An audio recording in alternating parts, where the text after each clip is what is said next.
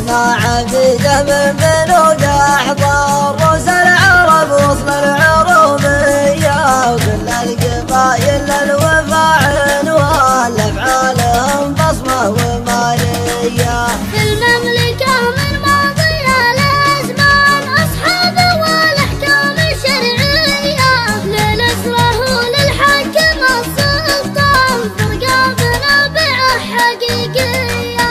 في ظل حاكم الملك سلمان الله يعزك السعوديه، والحوثي اللي يعجز غيران مسكين الاهلي ولا